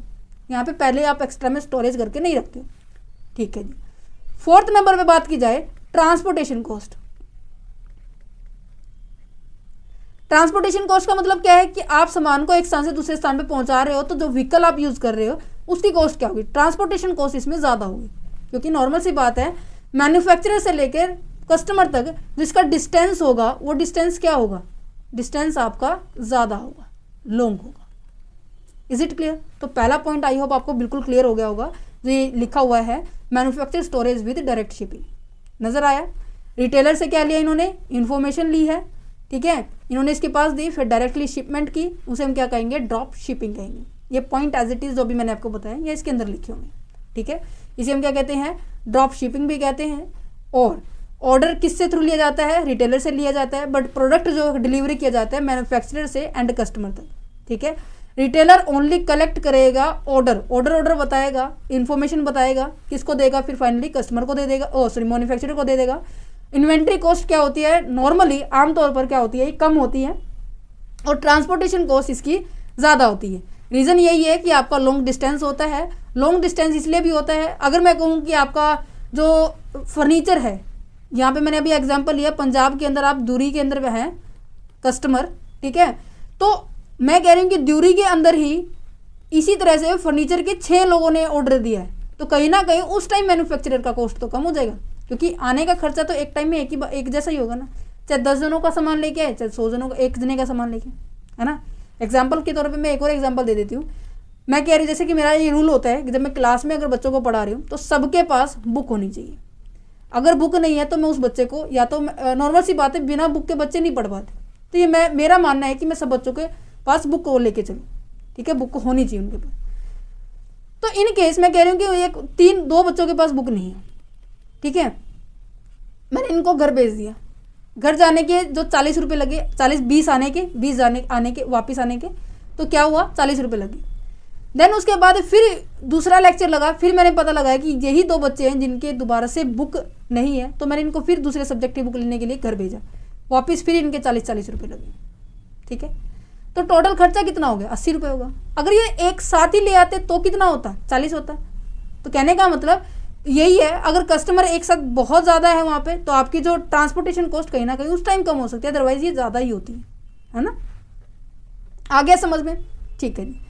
नेक्स्ट अगर बात की जाए, manufacturer store with direct shipping and in transit merger. देखो जी, इसको और समझते हैं, बहुत अच्छे तरीके से समझते हैं इसको भी। पहला आ गया समझ में, दूसरा और समझते हैं। क्या कह रहा है ये, यहां पर ओके, यहां पे ये है मैन्युफैक्चरर। ठीक है, यहां पर है ये कस्टमर। ठीक है, कस्टमर ने इच्छा जाहिर की कि मुझे कंप्यूटर चाहिए, मुझे पीसी बंधवाना है। आपने नॉर्मली सुना होगा कि पीसी लोग बंधवाते हैं।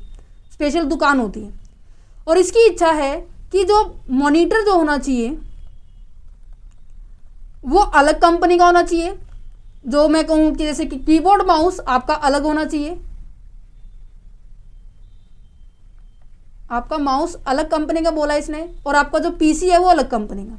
इसकी इच्छा है कि अलग अलग कंपनी की मैं प्रोडक्ट को लेऊं, जिसकी वजह से मेरा कंप्लीट पीसी जो है तैयार हो जाए, कंप्लीट पीसी। मेरी इच्छा है कि जो मॉनिटर है मैं वो लूं आपका सोनी का, ठीक है, कीबोर्ड और ये माउस लूं मैं ये लूं मैं डेल कंपनी का, ठीक है। यहाँ पे मैं ले लेती हूँ जो कीबोर्ड माउस है, या फिर मैं कहूँ स्क्रीन जो है आपकी, चलो दोनों हम डेल का ले लेते हैं। तो यहाँ पर 2 फैक्ट्रियाँ होगी है जहाँ से इस कस्टमर की डिमांड पूरी होगी, ठीक है। तो यहाँ से जो रिटेलर है इसके पास इंफॉर्मेशन तो पहुँच गई, ठीक है। इस रिटेलर ने ये इंफॉर्मेशन यहाँ पहुँचा दी, किसके पास, मैन्युफैक्चरर के पास, ठीक है। अब फाइनली कस्टमर के पास कैसे पहुँचेगी, फाइनली कस्टमर के पास ये सामान, ये तो नहीं है कि एक बारी मॉनिटर आ जाएगा फिर दूसरा कीबोर्ड फिर पीसी, नहीं, सामान एक साथ आएगा, कंप्लीट पीसी आएगा। तो मैन्युफैक्चरर क्या करेगा, उन 2 फैक्ट्रियों के साथ कॉन्टेक्ट करेगा जिनके पास ये डेल के ये दोनों सामान है, सोनी के ये दोनों सामान है। ये है मान लो सोनी की फैक्ट्री, ये है आपकी डेल की फैक्ट्री। इन दोनों को कंबाइन करके एक ऐसे प्लेस पर लेकर आएगा जहां से ये रिटेलर फिर क्या करेगा, सामान को आगे प्रोसीड करेगा। समझ में आ गया? मीन्स कि एक ऐसा ट्रांजिट पॉइंट डिसाइड किया जाएगा जहां पर इन दोनों को क्या किया जाएगा, मर्ज किया जाएगा। इन दोनों चीज़ों को मर्ज करके देन फाइनली सिंगल डिलीवरी आप कस्टमर को प्रोवाइड कर रहे हो, ठीक है। तो देखो यहाँ पे ये लिखा हुआ है, shipment from the multiple manufacturer is merged before making a single delivery to the customer. Customer के पास सिंगल डिलीवरी पहुंचेगी, इसके सारा सामान कंबाइन होकर ही पहुंचेगा, बट जो मैन्युफैक्चरर है वो अलग अलग स्टेशन से उठाए गए सामान को फिर जोड़ देगा, देन फाइनली आप तक पहुंचा देगा, ठीक है। तो यहाँ पे यही एग्जाम्पल लिया हुआ है पीसी का, मैंने डेल का और सोनी का यही एग्जाम्पल है। अब देखो यहाँ पे है ये कस्टमर, नज़र आ रहा है, ये है कस्टमर। ये जो नज़र आ रही है ना लाइन, ये वाली, ये है इन्फॉर्मेशन। ये रिटेलर के पास बच्चे क्या जा रही है, इन्फॉर्मेशन जा रही है कि मुझे ये इस तरह का क्या चाहिए, सामान चाहिए। ये है रिटेलर। रिटेलर ने फिर ये क्या किया, मैन्युफैक्चरर को सारा का सारा इन्फॉर्मेशन प्रोवाइड की। ये सारे के सारे हैं मैन्युफैक्चरर। अब इन्होंने देखा कि जो ये पॉइंट, ये पर्सन है, ये है मर्जर पॉइंट। मैन्युफैक्चरर ने डिफरेंट फैक्ट्री से सामान उठाया और इस स्थान पर लाकर उन्होंने क्या कर दिया, इन दोनों, एक डेल के सामान को और एक सोनी के सामान को, इन दोनों को क्या कर दिया, लाकर इकट्ठा रख दिया। देन फाइनली क्या कर रहे हैं कस्टमर को, अब ये लो आपका सामान। अब कस्टमर को अलग अलग नहीं लेके आना पड़ेगा, वो पहले ही मैन्युफैक्चर कर रहे हैं, ठीक है। तो इतना नॉर्मल सी बात है कि इनके बीच में जो फैक्ट्री वाले पॉइंट है रिटेलर के साथ मैन्युफैक्चरर का, इन तीनों के बीच में क्या होना चाहिए, एक अच्छा कोऑर्डिनेशन होना चाहिए, जिसकी वजह से ये पूरी की पूरी कस्टमर की डिमांड को आप कंप्लीट कर सकते हो। इन्वेंट्री कॉस्ट क्या होगी आपकी, लो होगी। ट्रांसपोर्टेशन कॉस्ट भी क्या होगी, लो होगी, क्योंकि बीच में एक व्यक्ति आ गया है, जहाँ पर मतलब एक प्लेस आ गया मर्जर पॉइंट, जहाँ से इनकी ट्रांसपोर्टेशन कॉस्ट क्या हो जाएगी, थोड़ा सा कम हो जाएगी, है ना। इन्वेंट्री तो है ही कॉस्ट, क्योंकि अलग अलग फैक्ट्री में अलग अलग सामान मिल रहा है। That's it. इसे हम क्या कहेंगे, manufacturer storage with direct shipping in transit merge. इसके बीच में एक ऐसा पॉइंट है जहाँ पे इन सबको मर्ज किया जा रहा है, ठीक है। नेक्स्ट आ जाता है बच्चे distributor storage with carrier delivery. कहने का मतलब देखो, इसको भी हम पिक्चर से समझेंगे। ये देखो यहाँ पर है ये फैक्ट्री, ऊपर नजर आ रही है, ये है आपके डिस्ट्रीब्यूशन सेंटर, जिसको हम क्या कहेंगे, या फिर रिटेलर कहेंगे, वेयर हाउस कहेंगे। देखो फाइनली क्या हो रहा है, कस्टमर है, और ये जो डॉटेड लाइन है ना, ये रिप्रेजेंट कर रही है बच्चे इंफॉर्मेशन को फ्लो, मतलब कि कस्टमर पहले क्या दे रहा है, रिटेलर को, डिस्ट्रीब्यूटर को ये इन्फॉर्मेशन दे रहा है कि मुझे ये सामान चाहिए, ठीक है। अब नाम देखो बच्चे क्या लिखा हुआ है, डिस्ट्रीब्यूशन स्टोरेज, ऊपर क्या था, मैन्युफैक्चरर स्टोरेज। शब्दों का खेल है बच्चे, और कुछ नहीं है। यहाँ पे क्या है, डिस्ट्रीब्यूशन स्टोरेज, मतलब कि यहाँ पे डिस्ट्रीब्यूशन सेंटर की रिस्पॉन्सिबिलिटी है, यहाँ पे रिटेलर की, होलसेलर की रिस्पॉन्सिबिलिटी है कि वो कस्टमर की डिमांड को पूरा करें, ठीक है। तो ये मंगवाएगा कहाँ से, डिस्ट्रीब्यूशन सेंटर वाले मंगवाएंगे कहाँ से, मैन्युफैक्चरर से मंगवाएंगे, जहाँ पे सामान बनता है। और ये सामान कहाँ बनता है, फैक्ट्री में बनता है। तो फैक्ट्री से सामान पहले अपने पास मंगवाएंगे, देन उसके बाद ये कस्टमर को उनकी डिमांड को पूरा करेंगे। ठीक है, तो यहाँ पर देखो ट्रांसपोर्टेशन कॉस्ट क्या हो गया, यहाँ से मैन्युफैक्चरर से सीधा कस्टमर की तरफ नहीं आ रहा, मैन्युफैक्चरर से पहले होलसेलर देन उसके बाद यहाँ पे, तो ट्रांसपोर्टेशन कॉस्ट क्या हो गई, कम हो गई है, राइट। इन्वेंट्री लेवल जो डिस्ट्रीब्यूशन को रखनी पड़ेगी ज़्यादा रखनी पड़ेगी, क्योंकि कोई भी किसी भी तरह के अलग अलग नेचर के कस्टमर आ सकते हैं, तो उनकी वैरायटी के हिसाब से, उनकी इंटरेस्ट के हिसाब से आपको सामान ज़्यादा अपने पास रखना पड़ेगा।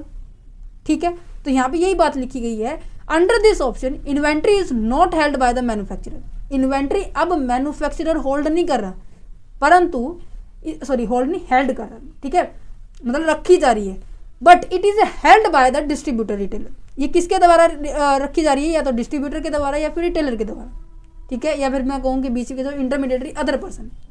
और फिर बाद में फाइनली कैरियर का यूज़ किया जा रहा है, एक ऐसे मोड का यूज़ किया जा रहा है, एक कंपनी है बीच में जो फाइनली गुड्स को कस्टमर तक पहुंचा रही है, जिसके कारण जो डिस्ट्रीब्यूशन स्टोरेज को ज़रूरी है कि आपको हायर इन्वेंट्री को रखने ज़रूरी है। ठीक है, ट्रांसपोर्टेशन तो कॉस्ट में पहले ही बता दिया कि ये कम आ रही है, क्योंकि आप जितना ज़्यादा नज़दीक कस्टमर के होंगे ना, उतनी ज़्यादा ट्रांसपोर्टेशन कॉस्ट कम होगी और उतनी ज़्यादा इन्वेंट्री कॉस्ट बढ़ती चली जाएगी।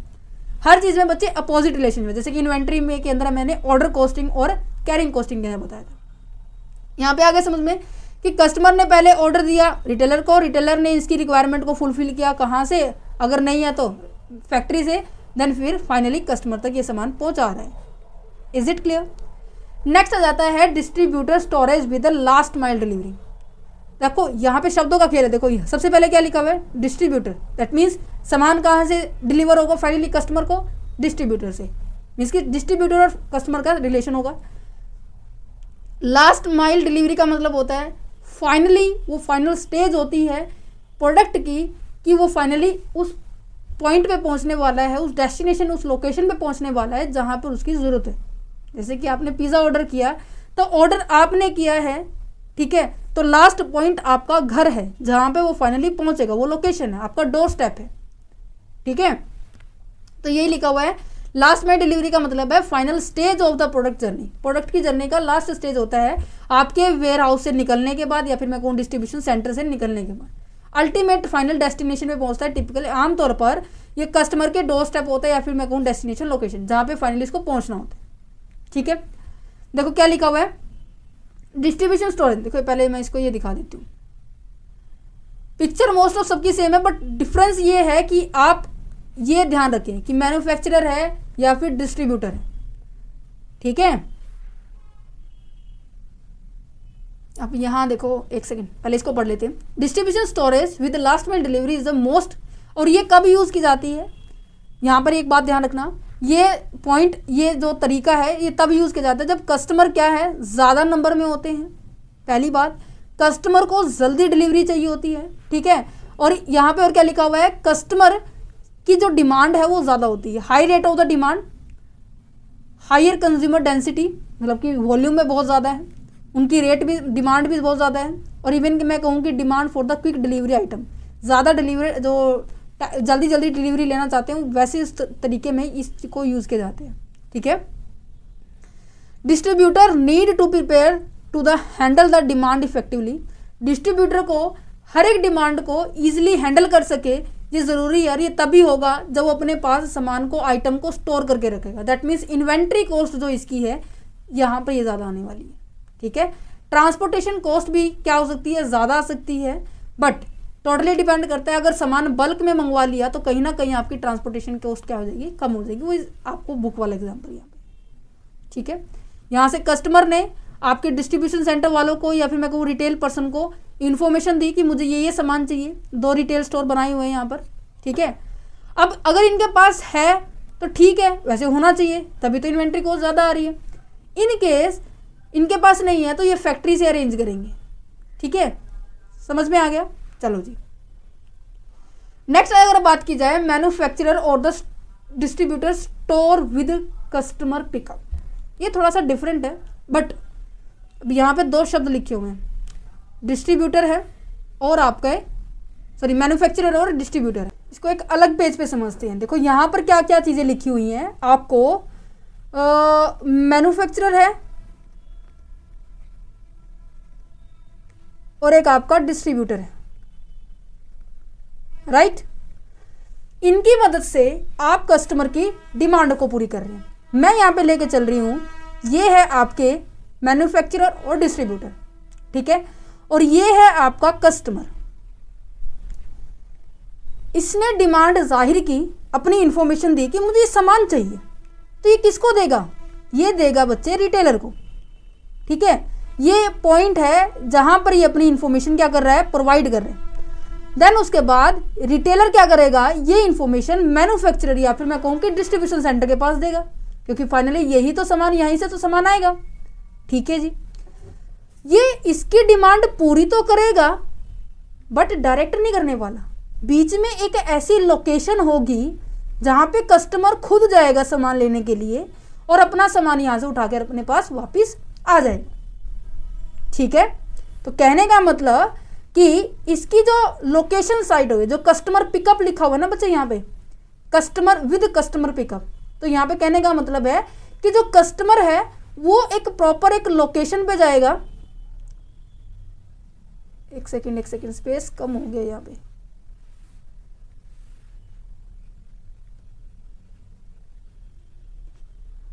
क्या हो गया, चल नहीं रहा क्या, एक सेकेंड, ठीक है। उस पर्टिकुलर लोकेशन पे जाएगा, देन वो सामान उसके पास मिल जाएगा। अब यहाँ पर एक बात और ध्यान रखनी है। सबसे पहले मैंने आपको क्या बताई कि कस्टमर अपनी इंफॉर्मेशन किसको देगा, रिटेलर को देगा, ठीक है। यहाँ से एक मिनट रुको, मैं इसको लोकेशन को हटा के फिर बताती हूँ।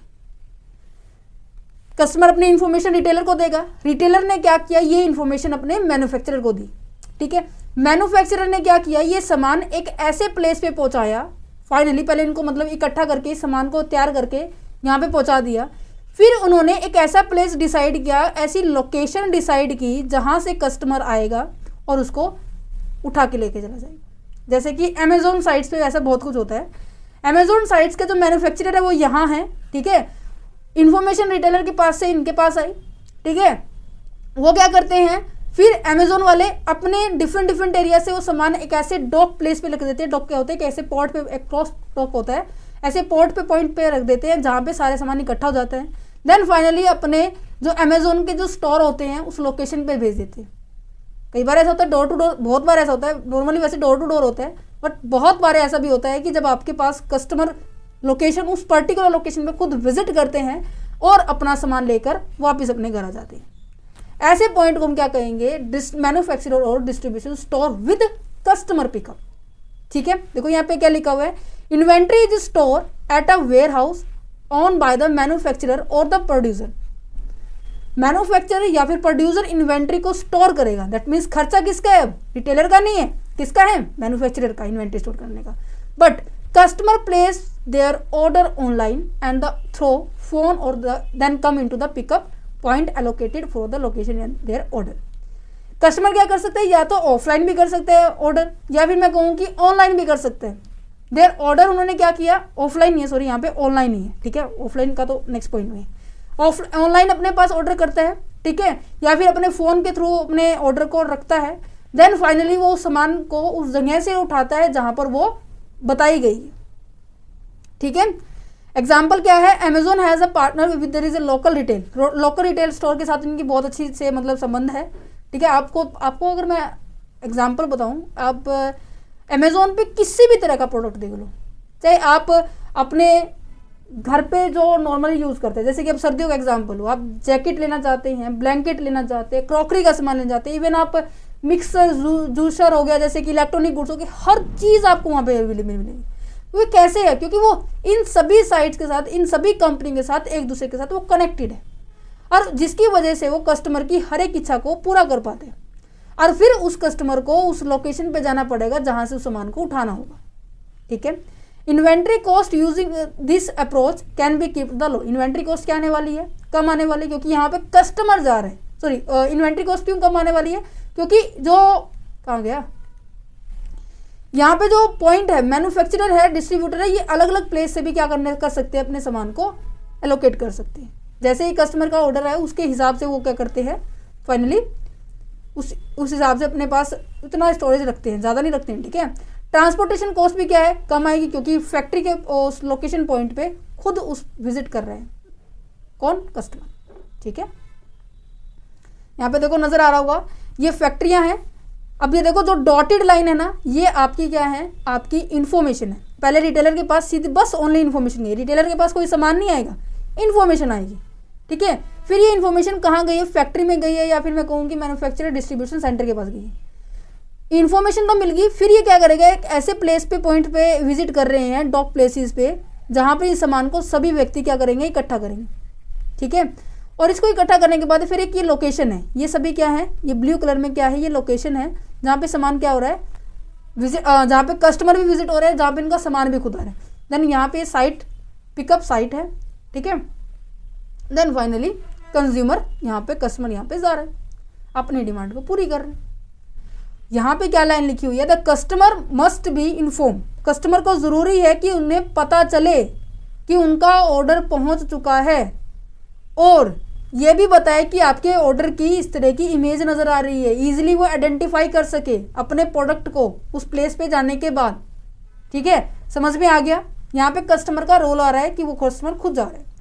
नेक्स्ट आ जाता है retail store with customer pickup, ये भी ऐसा ही पॉइंट है, बट यहाँ पर इसको हम दूसरे नाम से भी जानते हैं, ओमनी चैनल डिस्ट्रीब्यूशन। यहाँ पे रिटेल स्टोर का रोल है। ठीक है, एग्जाम्पल के तौर पे यहाँ पे ना, ये एग्जाम के अंदर ओमनी चैनल रिटेलिंग के नाम से आता है, इसे हम क्या कहेंगे, integration of the channel. Integration का मतलब क्या है कि आप डिफरेंट मोड का यूज कर रहे हैं। ठीक है, और उन मोड्स के थ्रू अपने कस्टमर को अपने प्रोडक्ट के बारे में इंफॉर्मेशन दे रहे हैं। ध्यान से सुनना। ठीक है, जैसे कि आप आपने कभी, जैसे कि आपने, मैं कह रही हूँ कि आपने वॉच देखी। ठीक है, लेदर जो जैसे ना, लेदर पट्टे की जो हम कहते हैं, लेदर पट्टे, जिसका पट्टा जो है लेदर का हो। ठीक है, ऐसी आप वॉच देख रहे हो, आपने एक साइट पे देखी अमेजोन पे। ठीक है, फिर आपने देखी फ्लिपकार्ट पे। ठीक है, फिर आपने देखा नाइका पे, फिर आपने देखा मीशो पे। ठीक है, फिर आपने मिंत्रा पे देखा। ये सारी की सारी वेबसाइट पे आपने देखा, पर आपने खरीदा नहीं है, आपने जस्ट इन्फॉर्मेशन कलेक्ट किया कि इस पे कितने का रेट दे रही है, इस पे कितने का रेट दे रही है, इस पे कितने का दे रही है, इस पे कितने का दे रही है, कितने टाइम डिलीवरी है, किसकी कितनी वारंटी है, आपने जस्ट इन्फॉर्मेशन देखी। ठीक है जी, फिर आपने कोई सोशल मीडिया का ऐप चला लिया, मैंने कहा कि यूट्यूब चला लिया आपने, या फिर मैं कहूँ गूगल चला लिया, तो गूगल पे भी सेम एज इट इज उसी टाइम पे वही इन्फॉर्मेशन आपको वहाँ पे साइड में ऐसे स्क्रॉल होती मिलेगी, लेदर की वॉच इतने की, इस कंपनी ऐसे ऐसे ऐसे।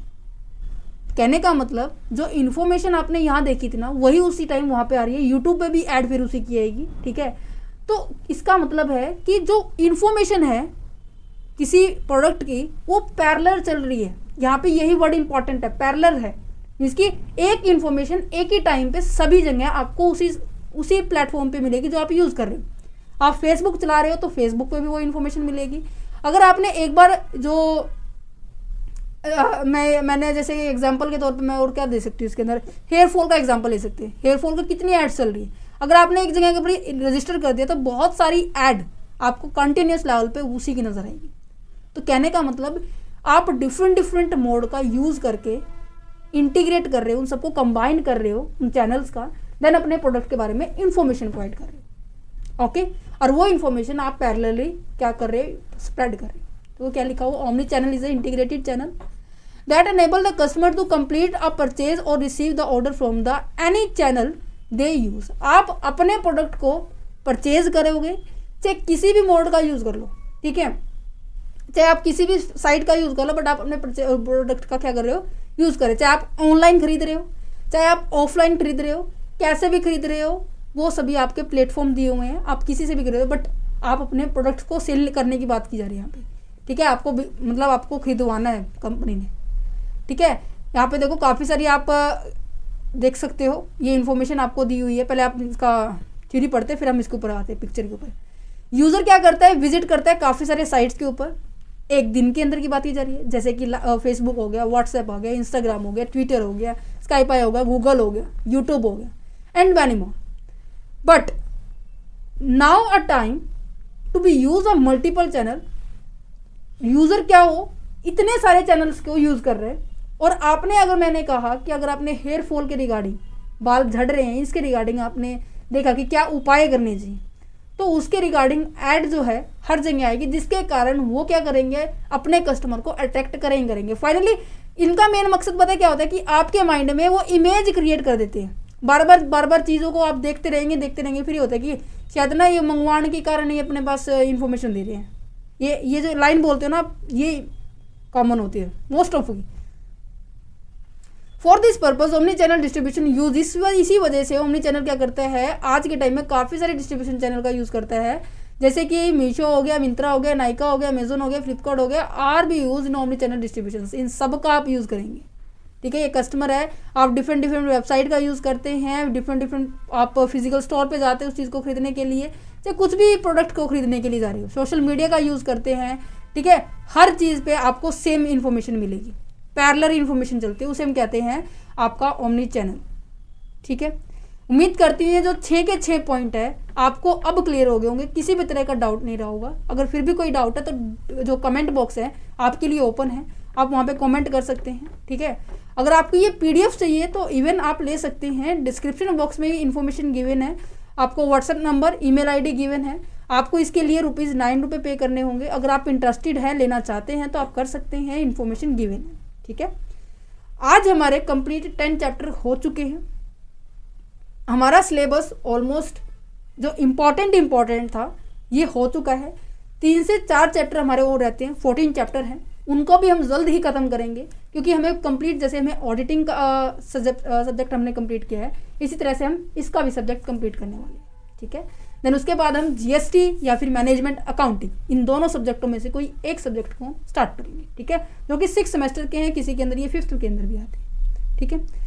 टेंशन नहीं लेना, ठीक है, क्योंकि एग्ज़ाम के अंदर आप अपना 100% दीजिए, अपना पूरा बेस्ट दीजिए, ठीक है। मिलते हैं नेक्स्ट वीडियो के अंदर, चैप्टर नंबर 11 के अंदर, कस्टमर सर्विस वाला चैप्टर है, ठीक है। सो बहुत छोटा सा चैप्टर है, वो तो आई होप 20 से 25 मिनट के अंदर हो जाएगा। चलो मिलते हैं नेक्स्ट वीडियो के अंदर, ओके जी।